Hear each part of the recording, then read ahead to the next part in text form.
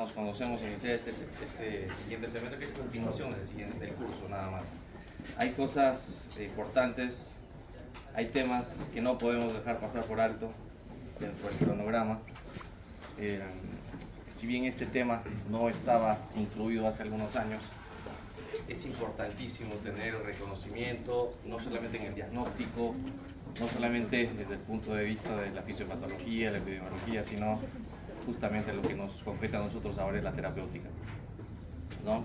Como ya está de más decir, terapéutica no es solamente hablar de tratamientos farmacológicos y no farmacológicos, incluye todo, desde la casuística, la epidemiología de cada enfermedad, de cada patología, hasta medidas que de repente no simplemente es cambio de la conducta, cambio de estilo de vida, reforzar algunas adherencias al tratamiento, parte psicológica, ocupacional, como ya han tenido la previa clase, así que es importante, todo es integrado.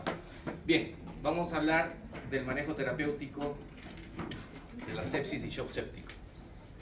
Y hay cosas, si bien el tema es a veces lo que se puede hablar en la clase es bastante puntual, y de alguna forma voy a hacerlo resumido, porque hablar de sepsis es hablar de una enfermedad, una patología que viene ya estudiada hace muchos años, desde 1991. Lo digo desde el punto de vista ya de protocolos y guías establecidas, porque quizás antes de esa fecha no se tenía pues un documento estandarizado, una guía de práctica clínica. Y como se van a dar cuenta, la historia justamente empieza básicamente en ese año. Como siempre les menciono acá, las principales guías. Las guías, si bien aquí estoy tomando como referencia la tercera definición de sepsis, según las guías de Surviving Sepsis Campaign, no, hay una actualización al 2021 y hay otras revisiones que es importante tener en cuenta para que ustedes puedan dar un mejor y un adecuado tratamiento a sus pacientes. No, en la vuelta de la esquina está el internado médico, así que hay algunos que todavía de repente se olvidan algunas cosas y es justamente el momento. Todavía, ¿cómo fue? ¿Con qué se dijo de shock séptico refractario? ¿Qué se dijo? ¿Para qué se usaban los corticoides? ¿Para qué se utilizaban los vasopresores? ¿En qué momento? ¿En qué dosis? Pues es el momento de fijar algunas cosas. ¿Listo? Hay alguna revisión de la New England, como verán acá del año pasado, que estaba fresco. Algunas cosas que ya se conocían, pero se han ido mejorando en cuanto a la evidencia que se tenía. Y siempre la pongo la última referencia de salud, ¿no? Si bien en salud se ha quedado un poquito en el tiempo, pero hay cosas que vamos a ir, que han cambiado y otras que no han cambiado. Bien, estamos cerca del 13 de septiembre. 13 de septiembre, a previos días de su examen. Valga recordárselo, porque justamente no hay nada que conmemorar o tener que celebrar el 13 de septiembre. Simplemente es un acto de reflexión, una fecha importante en el que se reúnen anualmente para mejorar alguna evidencia científica en cuanto a los conocimientos y la evidencia, justamente hablando de sepsis y shock séptico. Acá les he puesto la casuística, la epidemiología de la Alianza Global para la Sepsis y un documento último de la New England, que ha salido justamente en diciembre del año pasado. En cuanto al número de casos por año diagnosticados de sepsis, si bien esta patología ha disminuido en mortalidad, pero también esto se debe justamente al mayor reconocimiento de los casos, ¿no? Por año. Por ejemplo, la Alianza Global menciona que hay más o menos entre 27 y 30 millones de casos por año de pacientes que son diagnosticados por sepsis, ¿no? Y 7 a 9 millones van a fallecer. Uno va a fallecer cada 3.5 segundos.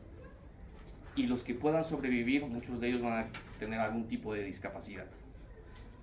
Acá, justo es lo que yo siempre les menciono, porque los sistemas de salud como Estados Unidos y países de altos ingresos o desarrollados, pues tienen un sistema de salud que lo puede soportar. Pero el nuestro está un poco flaqueando en el tiempo, que en algún momento no sabemos si colapsará, si no colapsó.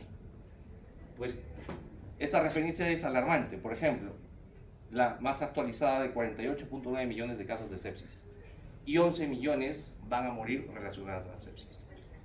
Más de un tercio de muertes en Estados Unidos se van a deber justamente a la sepsis. y los costos son superiores a 38 millones de dólares, ¿no? En el 2017, en el 2017, lo que convierte a la sepsis en una causa quizás la más importante a nivel hospitalario en costos. Es costosa y los sistemas de salud no lo van a soportar. Así que es importante el reconocimiento de sepsis porque se sigue muriendo gente. Nadie quisiera tener un paciente, un familiar con sepsis y que lleve un shock séptico y que no salga de ello. Entonces, es importante el diagnóstico temprano y así como la terapéutica temprana. Bien, obviamente esta revisión, la última, menciona por ejemplo que en África, ¿no? En la zona sur del Sahara, es la zona de alta pobreza, que está bastante afectada justamente de casos por sepsis, ¿no? Bien, les decía la historia de sepsis. La historia parte de 1991, porque estamos ahora hablando de la tercera definición de sepsis. O sea que todo parte del año 1991 y hay una continuación en el año 2001. Algunos tendrán una idea, habrán escuchado ya en sus rotaciones de medicina, que cuando yo tengo un paciente que sospecho de una sepsis, hace años sus antiguos docentes, de repente todavía que yo tengo por ahí, que todavía los puedo ver, de repente ustedes también, consideraban sepsis como un síndrome de respuesta inflamatoria sistémica, el famoso SIRS, debido a un foco infeccioso. ¿No? Eso lo definía como sepsis y eso se ha mantenido por muchos años, esa definición, desde el año 1991 en adelante. Para llegar al año 2001, que se puso en tela de juicio, se dudaba, debido a este SIRS, que tenía poca sensibilidad y especificidad para hablar de pacientes con sepsis. ¿No? Como siempre, a veces la evidencia en el camino nos vamos dando cuenta, con el mayor número de pacientes manejados, nos dimos cuenta que, y se dieron cuenta que el enfoque era excesivo en la inflamación, hablar de SIRS, ¿no? SIRS no es hablar de infección. Puede ser que SIRS puede ser en cualquier patología como una pancreatitis aguda no infectada que puede presentar un SIRS. No es un ejemplo para mencionar. Por eso se utilizó y se malutilizó y sobreutilizó el término de sepsis o de SIRS para hablar de sepsis. Entonces, por lo tanto, era confuso hablar de sepsis solo hablando de SIRS. Y se utilizaba algunas definiciones, por ejemplo, de sepsis severa. Era redundante y generaba exceso de confianza y que estar en una sepsis, luego una sepsis severa me daba tiempo. No, eso generaba que muchos pacientes mueran. Entonces, solamente esto fue cambiando justo a partir de ese año que se consideró retirar sepsis severa. Por eso, hablar en la actualidad de sepsis severa no es correcto. No debería utilizarse. Si alguien utiliza, es una sepsis severa, es que está viviendo antes del año 2000. ¿Listo? Entonces eso ha cambiado. Y los criterios de SIRS, como ya les dije, es baja sensibilidad y especificidad. Y el término de sepsis severa es redundante. ¿Listo? Ya no se debería utilizar. Entonces, desde el año 1991 ya se consideraba que la infección como alteraciones a nivel pues, patológico, fisiológico, bioquímico, ¿no? Que generaba un aumento en los casos debido al envejecimiento poblacional, ¿no? Las pirámides poblacionales, el Perú está en ese cambio justamente. Estamos siguiendo a los países de Europa, por ejemplo, que ya están cambiando su pirámide poblacional, de pasar de pacientes adultos mayores, en cambio a pacientes más jóvenes. Y las personas que sobreviven a la sepsis pues van a tener algún tipo de discapacidad, si es que, bueno, logran sobrevivir.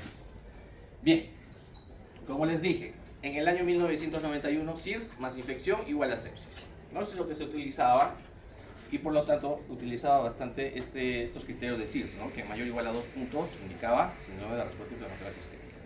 Asociado a un foco infeccioso se consideraba sepsis. Y en el año 2001, lamentablemente se pudo haber hecho el cambio mucho antes, en este año, pero básicamente lo único que quisieron es, no había tanta evidencia, no había tantos estudios, no había tanta iniciativa, por lo tanto no varió mucho para ese año. Es en el año 2015 que ya se organizaron estas sociedades, como verán no es tanto, muchos de ustedes pues estaban justamente en este proceso, habían nacido ya, y se estaban dando estos cambios, ¿no? Estos cambios en básicamente por las sociedades de medicina intensiva, de cuidados intensivos, ¿no? Y de las sociedades de cuidados críticos en Europa. Se reunieron y revisaron historias clínicas, revisaron algunos ensayos, durante prácticamente enero del 2014 a enero del 2015, un año. Y hicieron estudios de corte y llegaron a algunas conclusiones importantes. Justamente 2016. 2001, ya 2004, hubieron algunos cambios, pero no había suficiente evidencia hasta el año 2016. Imagínense, pasaron tantos años para que venga la tercera definición. La primera definición, SIRS más infección, SIRS más foco, más infeccioso, sepsis. Poca evidencia en el 2001 al 2004 y recién en el 2016, y es el concepto y la definición que se viene utilizando hasta el día de hoy. Hay algunos cambios, pero estamos hablando de en sí de sepsis como una disfunción orgánica. Una disfunción orgánica que amenaza la vida, potencialmente mortal. ¿Listo? Que genera una respuesta desregulada del huésped o del paciente frente a una infección. Lo que debería ser manejado por el organismo, por el huésped, controlado a nivel local, regional, a nivel de un sistema, esto sobrepasa el control y hay una respuesta desregulada. Y como vamos a ver ahora, ¿no? Y esto va a generar daño pues, a nivel cardiovascular, inmunológico, hormonal, metabólico, coagulativo, y va a generar pues, muerte celular. ¿Qué proponía la tercera definición de sepsis? Y ustedes seguramente algunos les dicen, ¿qué dice Quitsofa? ¿De qué se trata el famoso Quitsofa? Yo lo escucho decir, algunos pues dicen, me lo preguntan a cada rato, ¿no? Quitsofa, que es el abordaje de evaluación de disfunción orgánica relacionada a sepsis.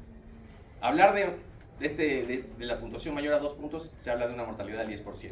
¿Cuáles son los tres? Quitsofa, que no utiliza criterios laboratoriales, solamente clínicos, es la hipotensión sistólica menor o igual a 100. Ya es muy importante fijarnos en los signos mayor o igual, ¿eh? Porque algunos se confunden y es importante fijarlo. El estado mental con una escala de Glasgow menor o igual a 13 y una taquipnea con una frecuencia respiratoria mayor o igual a 22. ¿Ya? Algunos se confunden y dicen mayor a 22, lo considera 23. No, ya lo considera desde 22. Y así de estricto lo considera cuando salió esta definición, la tercera, para ser considerado como un criterio o criterios de tamizaje para discriminar si el paciente tenía sepsis o no, sospecha de sepsis o no. Ahora bien, como ya les he mencionado, desde el año 1991 a esta fecha, 2016, se llegó a la conclusión de cuál era el mejor. Si todos los médicos, los que manejaban la evidencia, los investigadores, se habían acostumbrado a utilizar SIS, algunos no estaban de acuerdo que el Quitsofa era el mejor score para hablar de sepsis. No. Sobredimensionaba a muchos pacientes también. Al igual que el SIRS, podía sobredimensionar y pasar a UCI a algunos pacientes que no tenían sepsis. Y algunos lo recalcaban y decían, no podemos basar si entonces hay que escoger uno. ¿Cuál de los dos es mejor? ¿Cuál tiene mayor sensibilidad y especificidad? Bueno, pues habrá que ponerlo a revisión. Y se revisó en ese tiempo dos revisiones sistemáticas, ¿no? Como saben, las revisiones sistemáticas, los metaanálisis son quizás la cúspide de mayor evidencia y confiabilidad de las investigaciones científicas, ¿no? Entonces, se tuvo que el Quitsofa tuvo baja sensibilidad y moderada especificidad. Y la inversa, el SIRS tuvo moderada sensibilidad y baja especificidad. Entonces, ¿a cuál decidimos? Hasta ese momento eran las revisiones que se tenían. En este caso, eSalud de igual manera. eSalud buscó información, quizás la guía fue 2 años después de la tercera definición, e indicó que el Quitsofa podía tener un valor mayor o igual a 2, o que el Quitsofa podía ser por debajo de menor o igual a 2. ¿Qué hacemos con estos pacientes que tienen estos dos tipos de puntaje? Los que tienen menor o igual a 2, pues eSalud y en algunas evidencias que se había recolectado a nivel mundial, proponía, además del Quitsofa, utilizar el SIRS para discriminar y de ver si el paciente realmente tenía una sepsis, presentaba una sepsis. ¿Listo? Si los dos puntajes coincidían mayor o igual a 2 puntos, nada que hablar, estamos frente a una alta sospecha, prácticamente una sepsis, había que dar el tratamiento y tratarla como tal.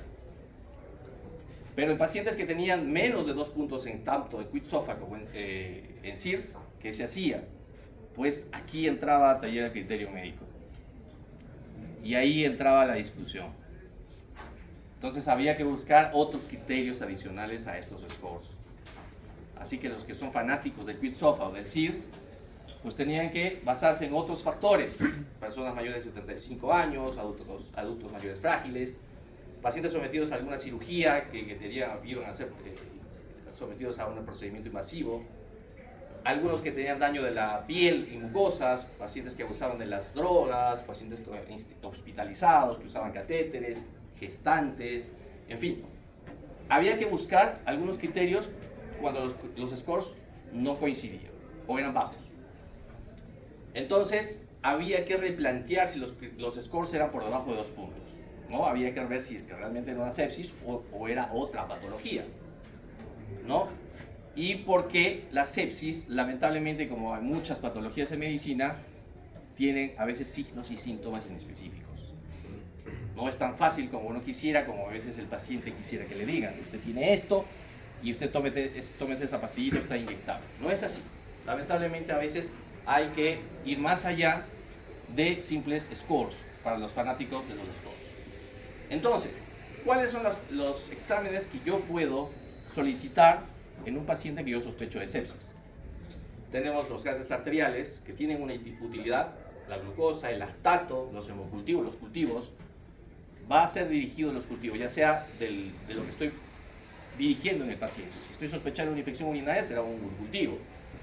Si tiene de repente una enfermedad diarreica aguda o persistente o crónica, pues de repente estaré pensando pedir, si hace una sepsis, pediré pues un coprocultivo, ¿no? Hemograma, urea, los tiempos de protrombina, bilirrubinas totales fraccionadas, una radiografía de tórax, si es que es posible, una tomografía, un examen completo de orina y urocultivo. Entonces, yo tengo que medir mi QIT-SOFA, como proponía de salud, y ver no solamente el QIT-SOFA en un solo momento, sino a evaluar con el SOFA y ver en el tiempo, en las horas, si este SOFA aumentaba o no en el puntaje, para considerarlo como tal cuando llegaba a 2 o más puntos. ¿Listo? Entonces, como sabrán, pues el QIT-SOFA es un score clínico, el QIT-SOFA, y el SOFA como tal ya utiliza algunos criterios laboratoriales, ¿no? Tiene 6 parámetros, como ven el PAFI, ¿no? Para eso necesito los gases arteriales, las plaquetas, las bilirrubinas, la presión arterial media, ya en el QIT-SOFA es la sistólica, aquí la presión arterial media, la escala de Glasgow, la creatinina y la diuresis urinaria o gastrourinaria. ¿Listo? Ambos puntos, igual para SOFA, es mayor o igual a 2 puntos. La mortalidad igual es el 10%. ¿Listo? A más. Acá lo he puesto más claro, porque a veces las preguntas se toman de repente en el QIT-SOFA y si tengo dudas y me dan datos, pues puedo utilizar el SOFA, ¿no? En sus variables, ¿no? Como verán el PAFI, miren aquí la PAN, cómo va, si es que usa vasopresores o no, ¿no? La escala de Glasgow, básicamente ya le da puntuación desde 14. Y en el otro, en el QIT-SOFA, consideraba 13. Cuidado. Y ahorita vamos a ver como un ejemplo. ¿Por qué habla de disfunción orgánica? Porque la mortalidad aumenta a medida que se afecta a un órgano. Por ejemplo, si un órgano está afectado, ya sea pulmones, será 21.8% de mortalidad. 2 órganos afectados, 36%, 3 órganos, 52%. Mire, con 3 órganos ya el paciente lanza una moneda entre la vida y la muerte. 4, pues ya está la suerte echada, y con 5, pues, si es que el diagnóstico es tardío y la terapéutica tardía, pues no hay mucho que hacer muchas veces. Por más que los esfuerzos se hagan, pues la suerte a veces no acompaña. Bien, miren, esto es lo nuevo de Sepsis Surviving Campaign en el año 2021. Quienes se empezaron a enamorar de lo que es el score de SOFA y QIT-SOFA, pues en el 2021, a raíz de más evidencia y las sociedades publicaron más evidencias y más estudios, se llegó a la conclusión de que no debería utilizarse el QIT-SOFA como única herramienta justamente para detección de sepsis. No. Deberíamos, como ya se acordarán, cuando los puntajes no coincidían y había que usar criterios clínicos, pues surgieran otros scores, ¿no? Como el MUSE, ¿no? El MUSE y el NEWS. ¿Cuál es la particularidad del NEWS? Que combinaba ambos, combinaba el CIS con el SOFA, pero desde la parte clínica, no laboratorial. Si se dan cuenta y analizan, y esto lo van a tener, pues el NEWS, por ejemplo, básicamente todos son parámetros clínicos, ¿no? La idea es no perder tiempo, por ejemplo, en un CIS que requiere un hemograma, por ejemplo, ¿no? Acá no, utilizamos criterios clínicos, y eso me sirve con un puntaje mayor o igual a 7, pues tengo una alta probabilidad que sea una sepsis. Ya debo pedir exámenes con un puntaje mayor a 3 en el NEWS. ¿Listo? Entonces, recomendaba echar mano, si era de utilidad, del SIRS, el MUSE, el NEWS. ¿Listo? Entonces, esto cambió un poco la perspectiva y la fisiopatología. Entonces, la fisiopatología, justamente en el último artículo de hace poco, de diciembre del 2024, pues hablaba de que no solamente había factores que dependían del germen o de la bacteria o el virus o del hongo parásito, sino que también dependían de los factores del huésped. Por ejemplo, de factores del patógeno, por ejemplo, la virulencia, ¿no? La carga, ¿no? Bacteriana o del virus, el microbioma, que ya lo estamos hablando varias veces, ¿no? Ya hay un microbioma, además de la microbiota, ¿no? Los nutrientes que puede encontrar este patógeno. Y los factores del huésped, como es la edad, las comorbilidades, ¿no? Las barreras que puedan tener de acuerdo a su estado inmunológico, el ambiente, los factores genéticos. ¿Para qué? Porque aquí va a haber, y esto justamente es lo que se está hablando mucho ahora, hablando de sepsis, no solamente de sepsis, por ejemplo, de hablar de una excesiva inflamación. Hay una respuesta de la inmunidad innata en la que se van a activar básicamente leucocitos, ¿no?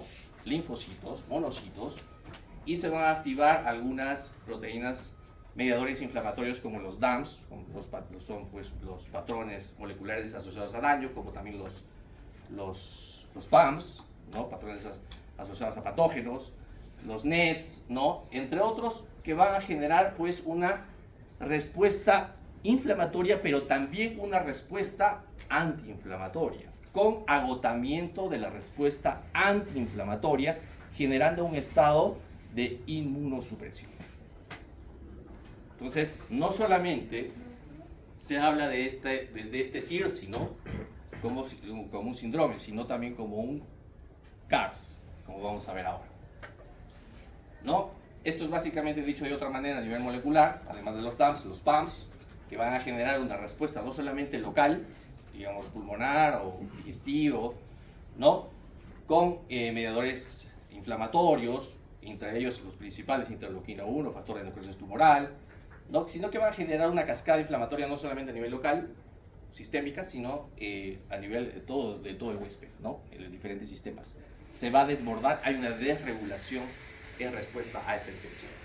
Entonces allí tenemos otros mediadores y justamente lo que ya les mencionaba, hay una respuesta, un síndrome antiinflamatorio de respuesta compensatoria, que como vemos aquí, ¿no? El SIRS tiene la contraparte, el CARS. Se agota este sistema antiinflamatorio compensatorio y hay un estado inmunosupresor que se menciona aquí y lo que conlleva pues a la falla orgánica desregulada, como les he dicho. Por ejemplo, el síndrome de distrés respiratorio agudo, que ya hablaremos esta semana, que a nivel del sistema pulmonar, a nivel cardiovascular, pues habrá, debido por los mediadores inflamatorios, vasodilatación. Como sabemos, va a generar una hipotensión arterial, puede generar signos de hipoperfusión más un shock séptico. A nivel renal, va a generar una lesión renal aguda, como ya sabemos, justamente por una vasodilatación, como sabemos, una lesión renal de tipo prerrenal, ¿no? A nivel cerebral, una encefalopatía séptica por edema vasogénico. A nivel de la médula ósea, va a haber una resistencia a la eritropoyetina o una anemia aguda. Puede haber también una polineuropatía del paciente crítico, puede haber también una miopatía o una miopatía dependiente del paciente crítico también. ¿Listo? Todo esto va a generar cambios y como vamos a ver, un estado de inmunosupresión que posiblemente esto sea importante. Esto ya se viene estudiando desde el año 1996, tampoco no es algo nuevo, pero que se habla que muchos inciden en este factor, en este síndrome, como parte del desenlace fatal del paciente. Bien. Esto es también, las causas de sepsis, ¿cuáles son las causas más frecuentes? Esto es importante tener en cuenta. Evidentemente la forma de contagio respiratorio, las neumonías, es la causa más importante. Y en segundo lugar, casi hay un empate. 60% en promedio son las neumonías como causas de sepsis, pero las infecciones del tracto urinario con las infecciones abdominales comparten el segundo lugar prácticamente en un 30-40%.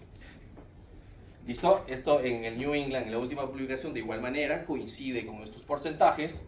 Y hablando desde el punto de vista del patógeno, las bacterias son los patógenos más frecuentes ¿no? En segundo lugar, son los hongos, entre ellos la cándida para esta revisión, y bueno, posteriormente los virus parásitos, ¿no?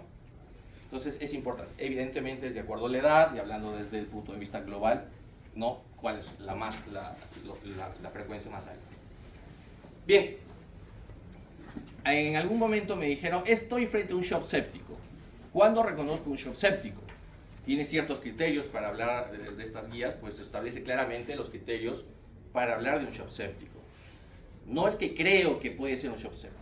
Hay criterios para evitar pues caer en subjetividades. Por ejemplo, si yo tengo un paciente con sepsis y ya está presentando un signo de hipoperfusión más hipotensión y que no responda a fluidos, a cristaloides, eso constituye un criterio. El que tenga una sepsis, ya sabemos que sepsis es una disfunción orgánica en la respuesta o una disfunción, una desregulación orgánica frente a una infección, ¿no? Y tenemos que deberíamos, si no hay una respuesta a los cristaloides, utilizamos vasopresores. La necesidad de vasopresores ante la falta de respuesta a cristaloides me constituye otro criterio para hablar de shock séptico, y a esto se le suma, según estas guías, de lactato. Lactato mayor a 2 milimoles por litro constituye otro criterio que debería estar también considerado para hablar de shock séptico. Y hablamos de más del 40% de mortalidad ya a este punto. ¿Listo? El lactato. El lactato a lo largo de estos años se ha puesto en tela de juicio si es un buen marcador hemodinámico, sí, se considera un biomarcador hemodinámico para hablar de sepsis. ¿Es correcto hablar de lactato o no? Porque sabemos que el lactato clásicamente se le conoce como un producto del metabolismo anaeróbico. Pero básicamente se ha hablado, se ha vapuleado, se ha puesto en tela de juicio si es útil, pues hasta el momento es lo único que se sabe, que no solamente es un producto del metabolismo anaeróbico, sino es mejor hablar que es un biomarcador de disfunción celular. No siempre vamos a tener metabolismos anaeróbicos con el lactatos elevados. Y ahorita vamos a ver la utilidad más del lactato. Entonces, bueno, esto era la tercera definición. Si tenemos primero el quid SOFA, si cumple criterios, hay que hacer el SOFA. Si estamos frente a una sepsis, pues hay que tratarlo como tal. Pero si no responde a cristaloides y tiene lactato elevado, pues estamos frente a un shock séptico. ¿Listo? Eso básicamente es el esquema. Ahora bien, estos son los pilares del manejo de sepsis y shock séptico. Son varios, pero básicamente ya lo hemos revisado en algunas otras patologías, que hay que controlar ciertos parámetros para poder tener una mejor expectativa en cuanto al manejo y la sobrevida del paciente. Vamos a desarrollarlo una y brevemente para que lo más importante de todo ello, la reanimación inicial, los fluidos, cristaloides. ¿Cuál es el cristaloide que se recomienda? Si está disponible. Cristaloides balanceadas. Sí, pero muchas veces el Plasma-Lyte o Light no está. ¿Y por qué tienen esa ventaja? Porque son similares al suero fisiológico, ¿sí? Pero si no tenemos Plasma-Lyte, lo escuché por acá, ¿no? Lactato de Richard. Algunos dicen, pero tiene lactato, tiene potasio.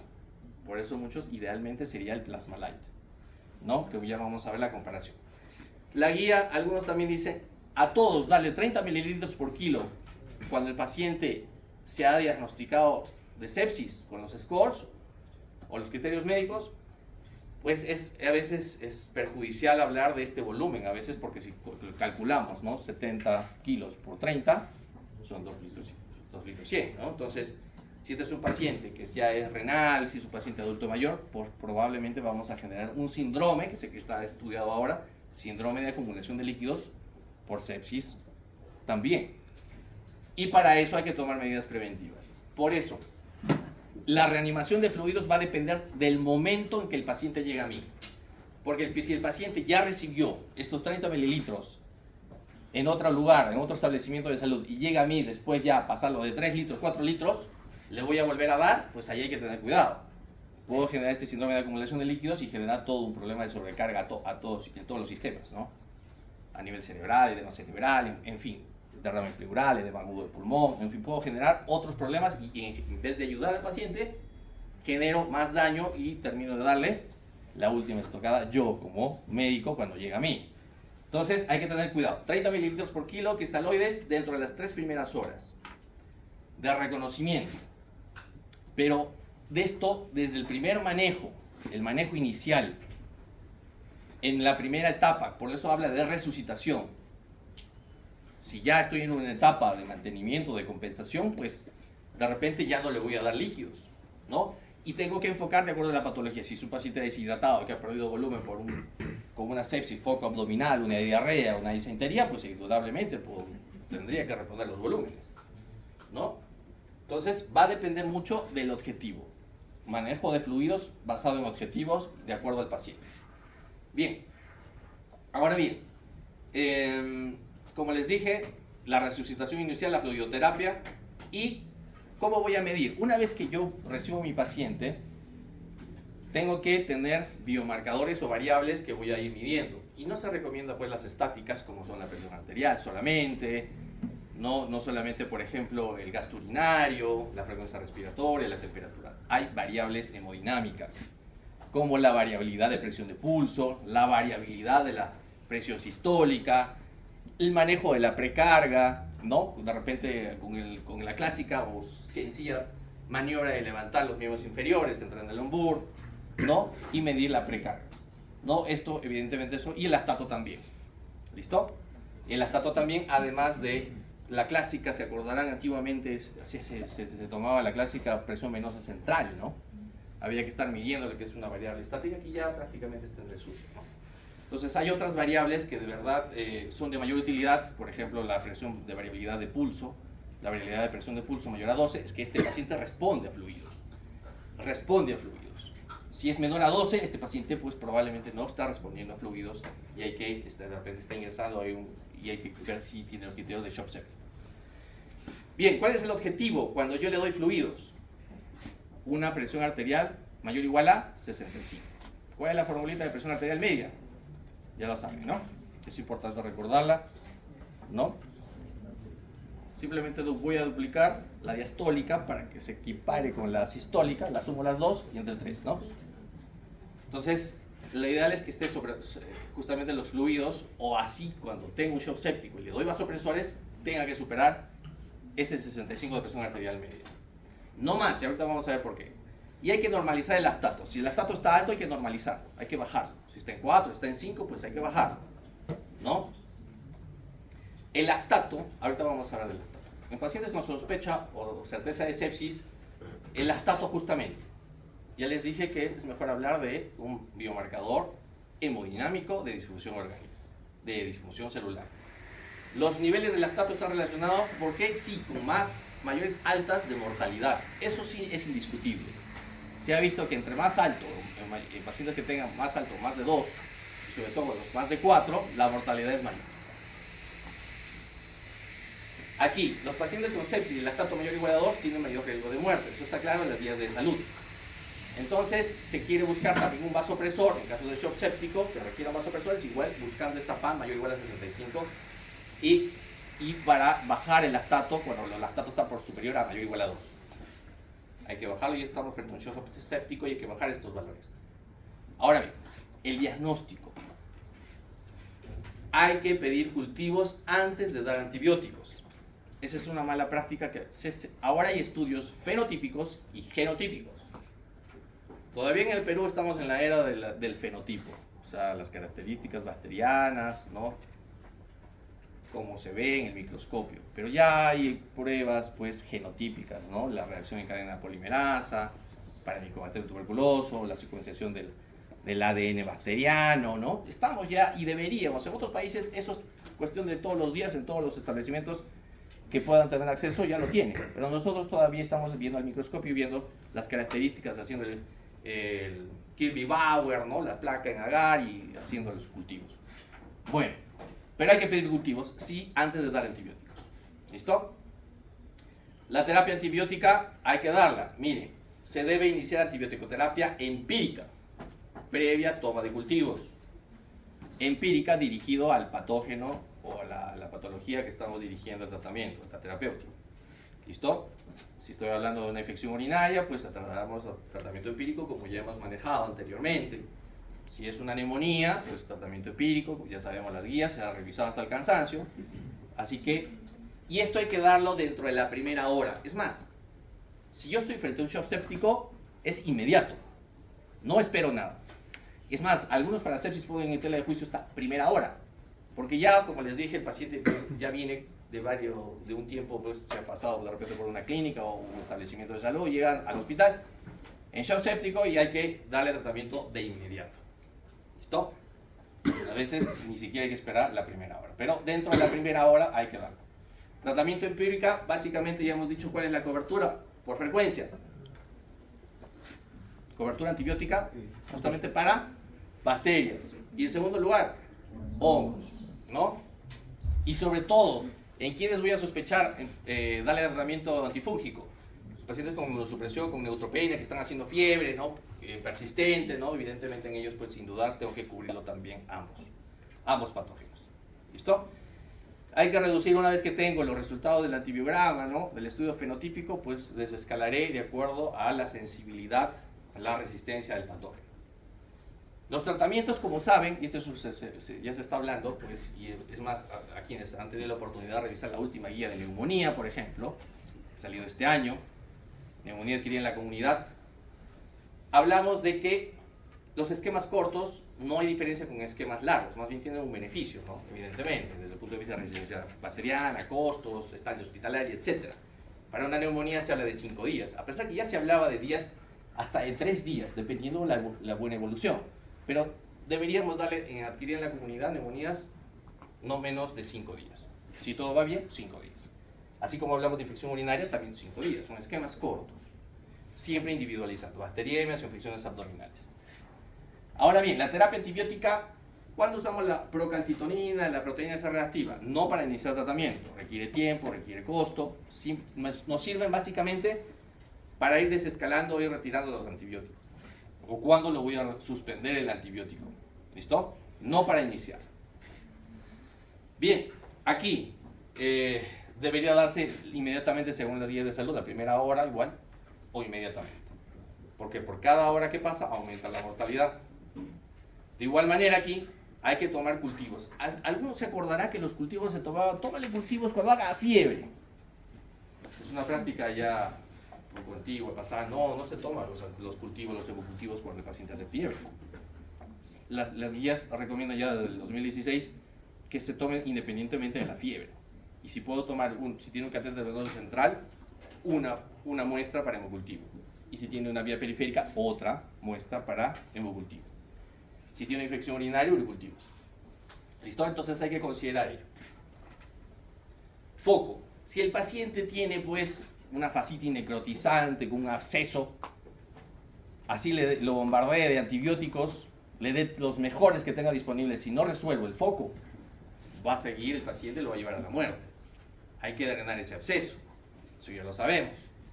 Hay que debridar esa fascitis, esa lesión extensa en el paciente.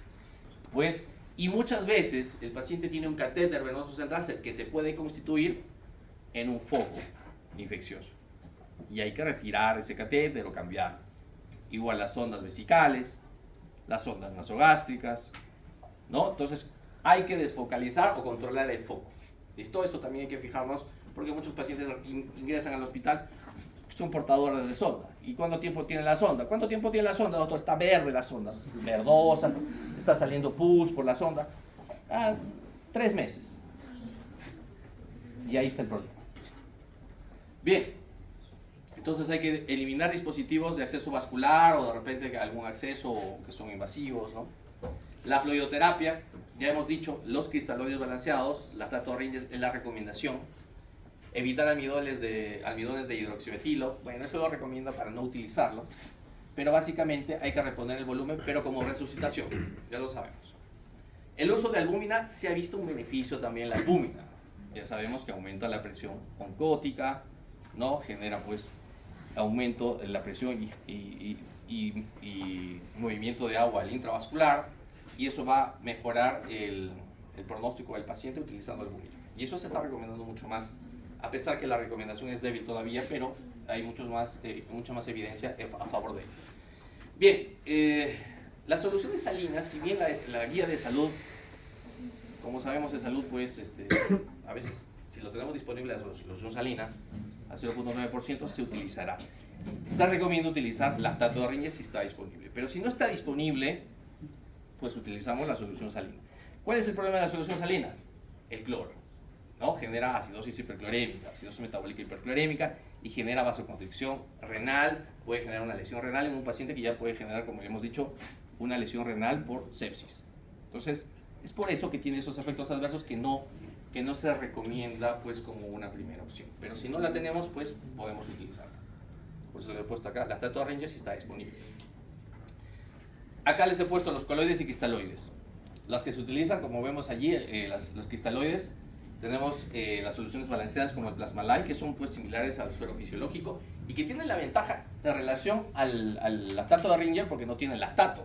Pero alguno dirá, ¿le hará daño el lactato? No, se ha visto que este lactato no va a tener repercusión en un paciente que tiene el lactato más elevado. Así que no tengan temor, tiene otra forma de eliminación. Así que el metabolismo es diferente y como les he dicho, por eso hay mitos y hay cosas que se están rompiendo en cuanto al lactato sérico, ¿no? Y no hay que tener miedo de utilizar el lactato de Ringer, ¿no? Se puede utilizar albúmina y ahí los dejo para la comparación. Acá también, Esalud, ya les he mencionado los 30 mililitros por kilo para las primeras 3 horas y las biomarcadores no solamente estáticos, sino que deberían haber biomarcadores o marcadores variables hemodinámicas. Medicamentos vasoactivos, y ya para ahí terminando. ¿Cuál es el vasopresor frente a un shock séptico? Norepinefrina. ¿Qué receptores va a estimular? Los alfa-1 adrenérgicos. Pero va a ser dependiente muchas veces de la dosis, pero básicamente son los alfa-1 adrenérgicos. Entonces la dosis va de 0.2 a 1.3 microgramos kilo minuto. ¿Listo?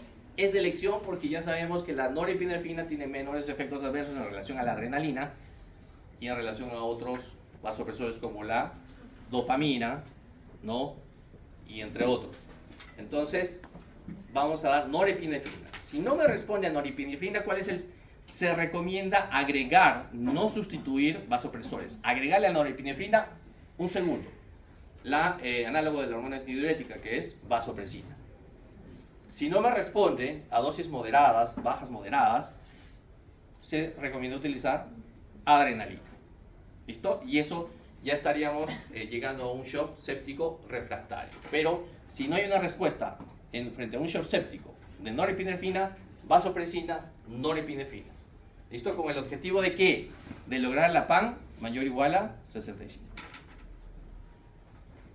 Pues les dije, dopamina, no solamente en pacientes seleccionados que tengan bajo riesgo de taquiarritmias, que ese es el problema, así que igual como la adrenalina, y evitar uso de dosis bajas de dopamina para la protección renal.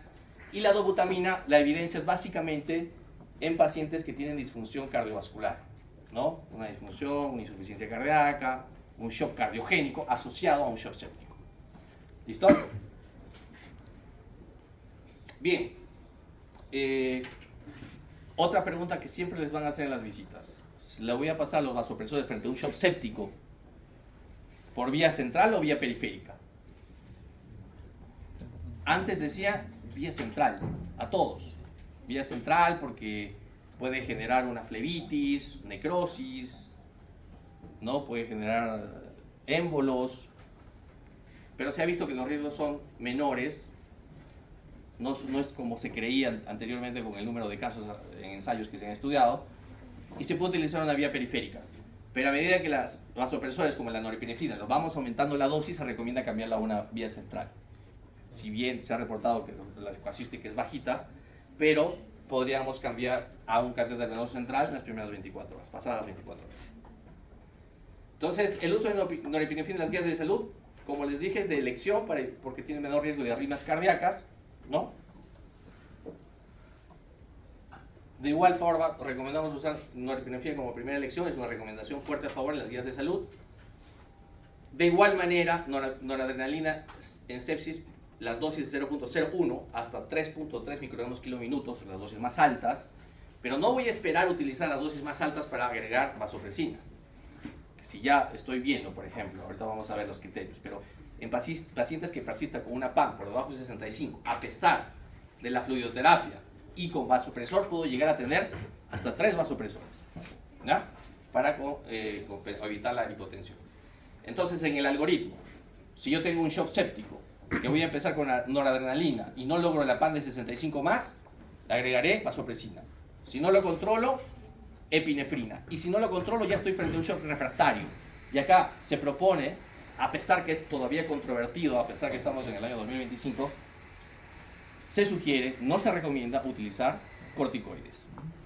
¿Listo? Corticoides. Ahí ponen en una revisión la fenilefrina como un... Pero los corticoides que ahorita vamos a justamente mencionar en un momento más. Porque algunos dirán, ¿por qué busco la PAN más de 65 y no una PAN mayor, 80? Pues no, buscar PANs mayor de 80 a 90, más bien genera aumento de la mortalidad. Entonces, se ha hecho el estudio comparativo en varias revisiones, simplemente hay que buscar la PAN entre 60 y 80, tampoco buscar PANs demasiado altas.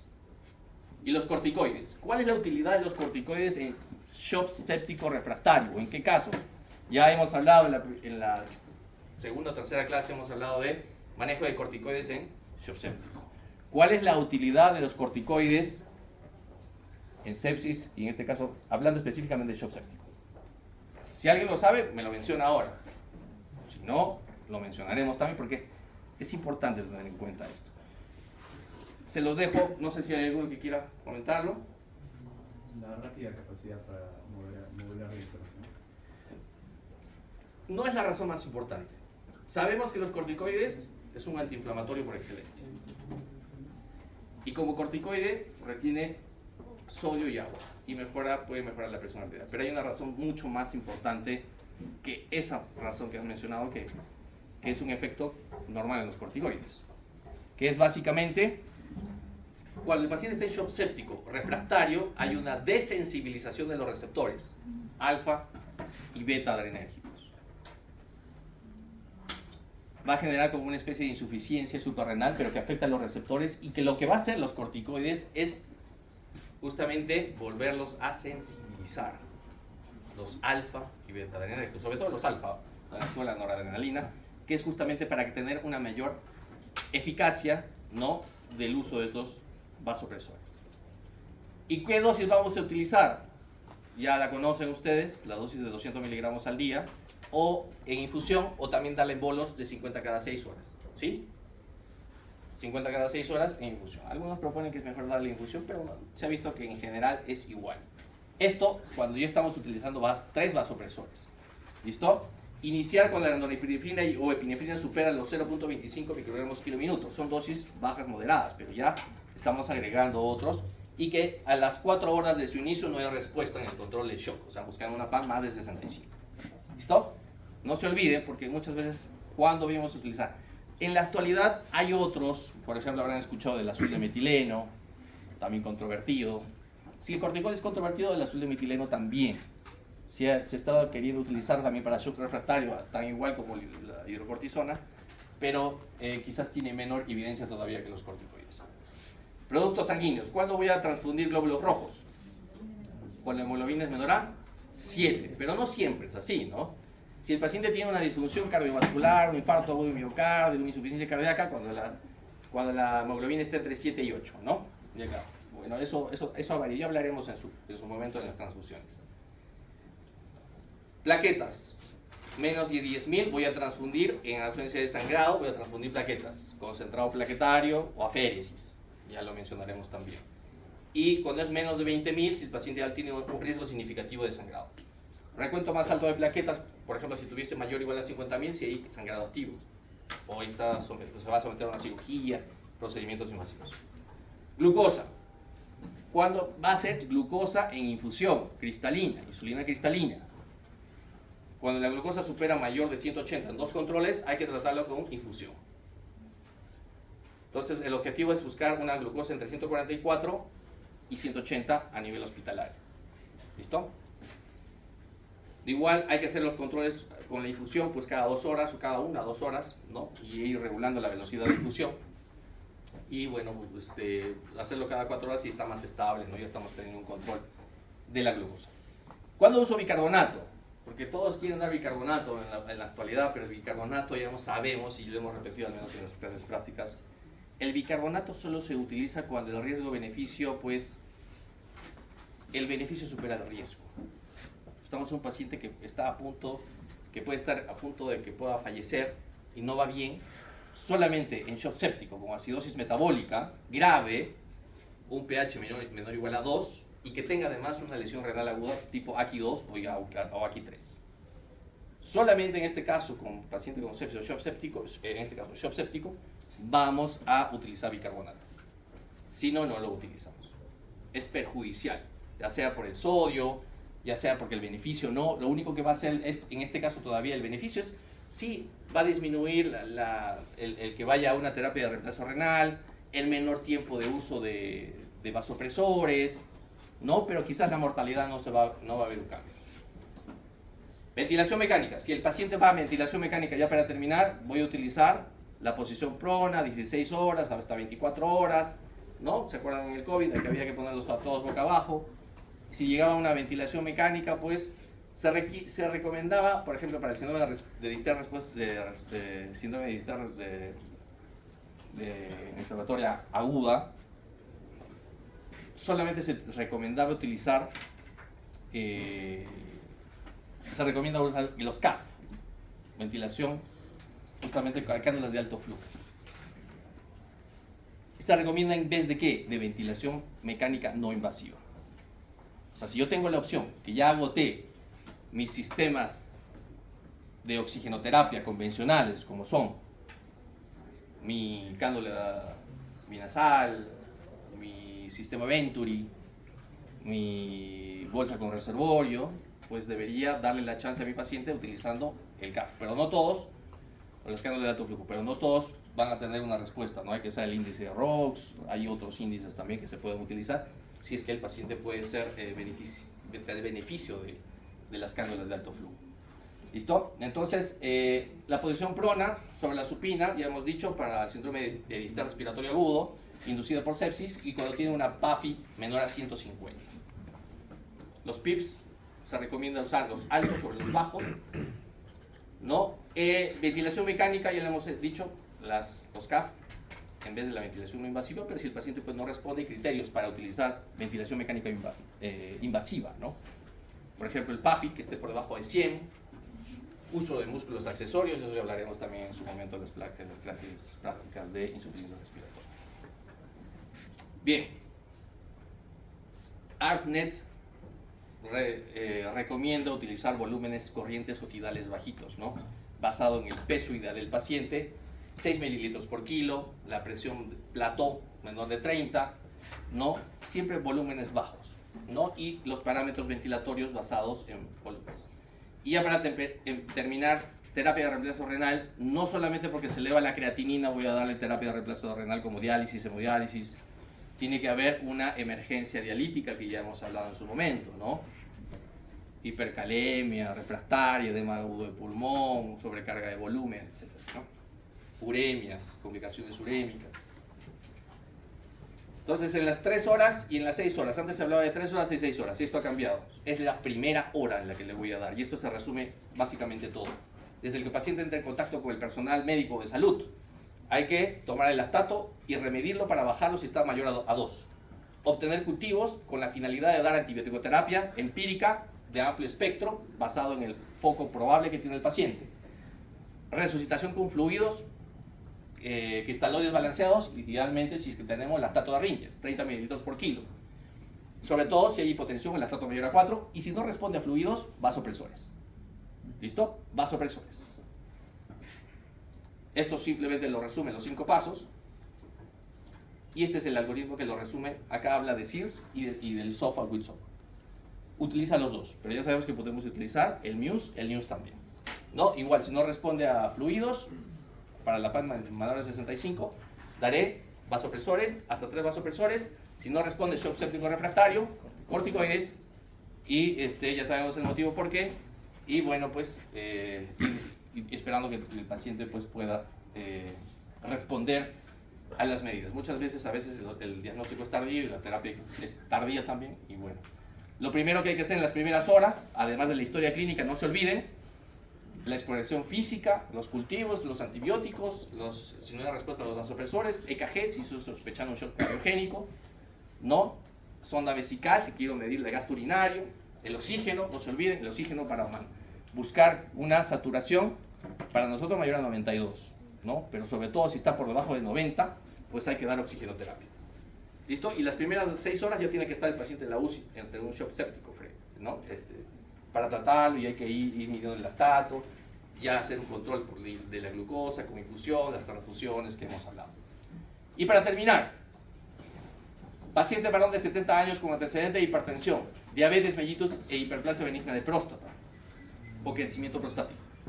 Acude por emergencia debido a que desde hace 3 días presenta fiebre, deposiciones líquidas 4 a 5 cámaras por día, desorientación y disnea. Al examen está despierto, pero habla incoherencias. La temperatura de 39, la frecuencia cardíaca 110, la frecuencia respiratoria 20, la presión arterial 90-60, saturación 92, FiO2 21%, 70 kilos de peso. ¿Cuál es el diagnóstico más probable? Y terapia inicial, terapia inicial y diagnóstico más probable, excepto, o sea, todo menos 1. Allá, menos 1. ¿Y por qué? Me levantó primero ahí. ¿Hay algo más? Y ahí. Y ahí, así es que no lo veo.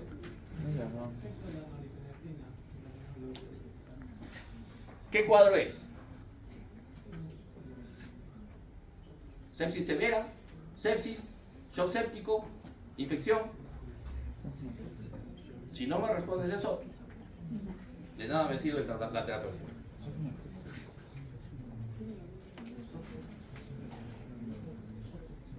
¿Perdón? Shock séptico. ¿Quién me levantó acá la mano? ¿Cuál es la opción y ante qué diagnóstico estamos? La opción sería la norepinefrina. Norepinefrina venosa vía central. Sí, porque se inicia con una quimioterapia. ¿Pero qué cuadro es? Primero, ¿qué cuadro estamos hablando? Porque de repente estamos hablando de una infección urinaria. Shock séptico. Ya. ¿Alguien que está en desacuerdo? Si no, para dar los puntos. No sea solo una sepsis como tal. ¿Por qué?